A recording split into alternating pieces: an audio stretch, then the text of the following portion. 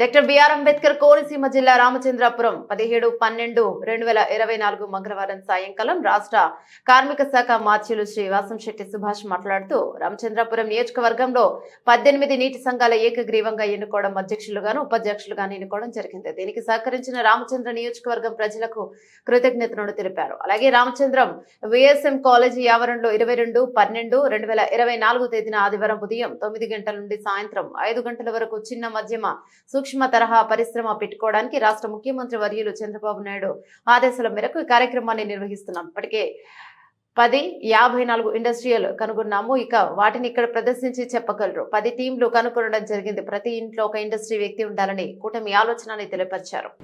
అంటే ఈ నెల 22వ తారీఖున ఈ యొక్క చిన్న మధ్య సూక్ష్మ పరిశ్రమలు ఎవరికి వాళ్ళు పెట్టుకోవడం కోసం ఏదైతే నారా చంద్రబాబు నాయుడు గారు ప్రతి ఇంట్లో ఒక పారిశ్రామికవేత్తని మనం చూడాలి అనే తపన్ని మరి మా వంతు కృషిగా ఇది ఈ నెల 22వ తారీఖున ఈ ఎంఎస్ఎంఈ ద్వారా ఈ చిన్న మధ్య సూక్ష్మ పరిశ్రమలు పెట్టించడానికి మా వంతు కృషిగా మేము సుమారు 10 టీంలను రెడీ చేయడం జరిగింది. అలాగే 1054 లాభసాటిగా ఉండే స్మాల్ స్కేల్ ఇండస్ట్రీస్ని మరి కనుగొనడం ఆ రోజు అక్కడ ఎక్స్ప్లెయిన్ చేయడం జరుగుతుంది. ముఖ్యంగా ఎవరైతే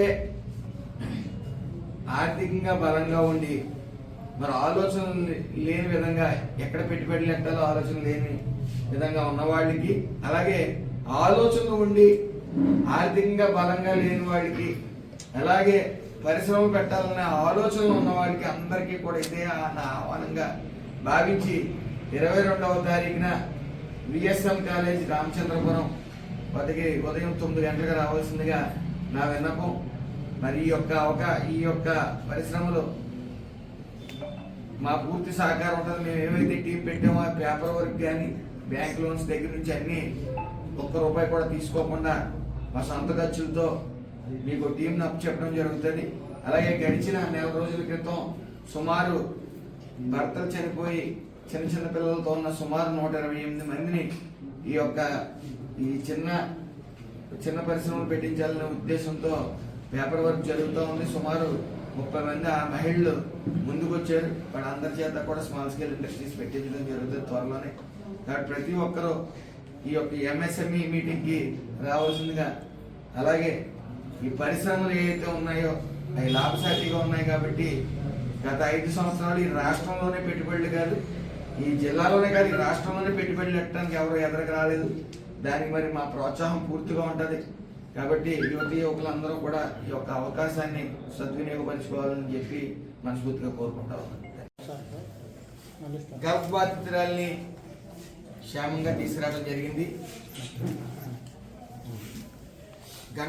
గంట Deepthi wife of Trimurthulu doctor B R Ambedkar Konaseema జిల్లా సెకినేటిపల్లి మండలం అంతిరివేది గ్రామానికి చెందిన దీప్తిని గత నెల అక్టోబర్లో బెహ్రెయిన్ వెళ్ళడం జరిగింది. అక్కడ అనేక కష్టాలు పడి ఒక వీడియో మెసేజ్ ద్వారా మమ్మల్ని కన్సల్ట్ చేయడం, వెంటనే బెహ్రెయిన్ ఎంబాసీకి మాట్లాడటం, ఆ అమ్మాయి క్షేమంగా ఈరోజు రావడం జరిగింది. మరి అందరూ గమనించవలసిన విషయం, కరోనా అయిన తర్వాత కొన్ని పరిస్థితుల ప్రభావం వల్ల ఎక్కడ కూడా ఉపాధి అనేది కొద్దిగా కష్టంగా ఉంటుంది. కాబట్టి ముఖ్యంగా ఈ ఏజెంట్ల మాటలు నమ్మి మీరెవ్వరూ కూడా బయట దేశాలకి ప్రయాణించొద్దు. ఏజెంట్లు 150% మోసాలకు లోనవుతూ ఉన్నారు ఏజెంట్ల వల్ల. ఈ అమ్మాయి కూడా ఏజెంట్ వల్లే మోసపోయింది. ఆ ఏజెంట్ మీద కేసు కట్టడం, ఎఫ్ఐఆర్ కూడా అవడం జరిగింది. త్వరలోనే అతన్ని పోలీసు వాళ్ళు పట్టుకుంటారు. కాబట్టి దయచేసి ఎవ్వరూ కూడా ఇతర దేశాలకు వెళ్తున్నప్పుడు పూర్తి జాగ్రత్తలు తీసుకోండి. ఏదైతే ఈ తప్పుడు ఏజెంట్లు ఉన్నారో వాళ్ళని కఠినంగా శిక్షించడం జరుగుతుంది. అందులో ఉపేక్షించేది ఏమాత్రం లేదు. దయచేసి మనందరం కూడా మన బాధ్యతగా అందరికీ తెలియజేద్దాం. ఈ ఏజెంట్లు మాత్రం నమ్మవద్దు, పూర్తి స్థాయిలో మోసాలు ఎక్కువ జరుగుతూ ఉన్నాయి. కాబట్టి అందరూ దీని మీద పూర్తి అవగాహనతో మీ యొక్క బంధువులు అక్కడ ఉంటే మాత్రం వెళ్ళండి తప్ప ఈ ఏజెంట్ల ద్వారా వెళ్ళి సరిసగం మోసాలు జరుగుతున్నాయి. మరి దీప్తి అనే అమ్మాయి గత నెల అక్టోబర్ నుంచి కష్టాలు పడి మరి ఏదో వీడియో మెసేజ్ వల్ల మా అదృష్టం బాగుండి అది మా కంట పట్టడం, వాటి కుటుంబీకులతో మాట్లాడి మరి అలాగే లోకేష్ గారితో మాట్లాడి కూడా ఈరోజు ఈ అమ్మాయి ఇక్కడ రావడానికి మా వంతు కృషి చేసాం. సంతోషం. వాళ్ళు కుటుంబ సభ్యుల అదృష్టం క్షేమంగా తిరిగి వచ్చింది. మిగతా వాళ్ళు మాత్రం అందరూ కూడా అప్రమత్తంగా ఉండవలసిందిగా కోరుతాం.